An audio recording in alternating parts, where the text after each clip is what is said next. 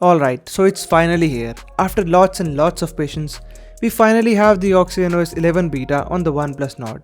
And this is an exciting moment for all of us, as we have been waiting since months for this moment to come. And though we still have the update, there are certain things to keep in mind. First, do not hurry up and install this update, reason being it is just an open beta version and not a stable version. So it is bound to have bugs and various issues, and in case you are on the stable version, just stay on it as of now, if you want the best possible experience. Second, you can easily go from stable to open beta without losing any data. Yes, you heard it right, but still take a backup before you flash this version. Rest, your data will stay as is, but backup is for safety only. And if you wish to come back to the stable version from open beta, you will end up losing your data, and I'll share a separate video on how you can do that as well. Okay, so let's move on to the process on how you can get this one on your device. Well, it's nothing actually, it's really simple, and you're already used to it. So basically, like you install every update from Oxygen Updater application or manually, just download the zip file from the link in description area and keep it in your internal storage. See, when you will download it, it will be in the downloads folder of course, and you have to cut it out from there and paste it outside, not into any folder. Just make sure you do this properly, else the system won't detect that there is a zip file. Okay, so after keeping it in the internal storage directory, go to settings, now go to system, choose system updates from the list and click on this gear icon on the top right corner. Now choose local upgrade from the list and choose the zip file we just downloaded. And this will start installing this OxygenOS 11 Open Beta 1 on your OnePlus Nord. So this will take some time to install, so leave your device as is for some time, and I am fast forwarding the process so just to save some of your time. Okay, so after it's done, you will see this reboot option, and that means the update has successfully installed. And to complete the process, all you have to do is reboot your device and there you go. So there you have it, OxygenOS 11 Open Beta 1 on your OnePlus Nord. And it does feel refreshing, though the design elements of OxygenOS 10 made me happier. But now let's get into the features this open beta brings, as there are many features that we'll get with this version. First of all, jumping into the settings, and there it is, the one-handed UI. And not going to crack that one UI joke because that's how things are going to be for now.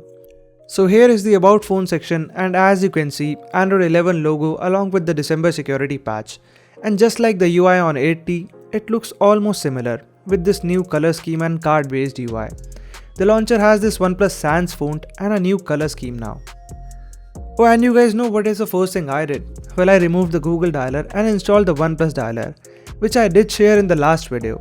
So not going through the process again, but yeah, it is working fine and seems like things are finally getting sorted, as these Google apps are a mess sometime. So a card on how to do that along with the OnePlus messages and contacts is in the description area, so make sure you check it out. Now the main add-ons are in the ambient display, and first of all we have this always on display now along with the canvas AOD. So you're not missing out on any features from the flagship variants. So to access those, go to settings, now go to customization, and there you go.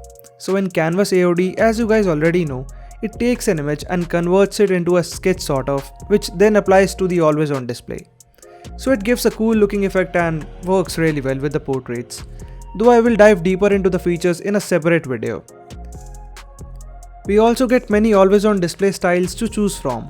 So inside AOD, to all 10 of them are there, just like the other flagships. So you are missing out on nothing in this part as well. Plus we now have the horizon light feature, and this is basically an alternative for LED notifications. So choose the color you like from the list, and when you get any notification on your screen, it will light up like this, which is definitely useful and looks cool as well. Though this feature was not there in Android 10, it's good to see it making its way into the Nord series as well. Also in the icon pack, we have this hydrogen icon pack now, and in phones we have the OnePlus Sans and Roboto font only as of now. And if you were wondering how much battery that always on display will eat up and everything, well, I'll be testing it out thoroughly, so if you haven't subscribed till now, just do it right away to stay notified about the latest videos from the channel. Let's have a look at the benchmark scores after this update and see if there is any improvement in scores after this update. Okay, so the OnePlus Nord used to score 621 in single core and 1932 in the multi-core score on the Android 10 OxygenOS 10.5.10 update. And after this update, the device scores 602 in single core and 1828 in the multi-core scores. And the scores have taken a slight hit because this version is still not the most stable one. And the score will improve in future, so that is what it is as of now. Next, we have this dark mode toggle in the status bar, and it was so inconvenient to switch to dark mode in OxygenOS 10, and this just makes it way easier. And as far as I know, this should also have a forced dark mode option, just like we have on the OnePlus 8T. So yeah, there is a forced dark mode option and we can finally have all of the apps in dark mode. Just search for the word dark in settings and go to manage apps in the dark mode option to enable this toggle. Choose the applications that you want in forced dark mode and there you go. You can also schedule the dark mode as per the time, and if you wish to enjoy both light and dark mode without making an effort, so that is also a good option to have. Next we have this new OnePlus Gallery, and that is also in tune with this OxygenOS 11 redesign. So big titles and more focus on the one-handed usage is what this will provide you with. And just like on other devices, you have photos, collections and explore tab now, unlike the bottom nav drawer that you had in OxygenOS 10. Well, nothing much to show here, but I wish to test out that camera badly because that front-facing camera used to overexpose images all the damn time. So after the update, the version of camera app has also bumped up from 4.4.123 to 6.0.74. So that had to happen, but let's get into the UI changes it brings, if any. So this is what the camera UI looks like now, and just like what we have on the OnePlus 8T, the UI is similar now, and here it is in action.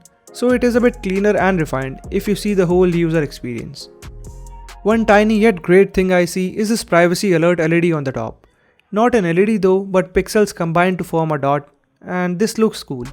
Plus it tells when the camera is being used, so a good move there to bring most of the features from flagship series. So most of the similar features and switching options are there. Now let's have a look at a few samples and compare it to the one shot from before the update. Here are some camera samples from before and after the update, and I'll test it out even more and post an in-depth review, but for now here is what they look like. So as you can see, not much has changed and the images do look good if I see the primary back camera. Though the front facing camera still looks kind of faded in artificial light, and I'll have to test it out even more in various scenarios. Though I do feel that it is doing a better job in handling the overall exposure now. Similar is the case for videos, so let's see how well it will do in various scenarios. We also have this new OnePlus shelf now, and that has been redesigned as per the whole theme, and you can access it by long pressing on the home screen and then go to settings. And this is what the whole UI looks like after this update, so weather behind it and one-handed mode as usual. So it looks good if not the best. The rest all the other apps have also been changed, like Notes have this card based UI now with new design. And the calculator and clock app are also following the same theme. Also the task manager has this clear all button now instead of close apps button, and it looks a little bit different overall. Lastly, you have a bit different UI in the notification panel, and instead of pitch black, there is this greyish theme which I am not a fan of because dark mode is supposed to be fully dark, and that is also coming soon with future updates. Fingers crossed. And before I forget, we have the new Android 11 goodies like the new power menu and the new music tile in notification shade, which looks clean and neatly arranged in a sea of notifications. Rest, if I missed out on any tiny stuff, well, I'll be covering it out really soon. So do like this video if it helps you out, and subscribe to the channel if you haven't already, and I'll see you in the next one.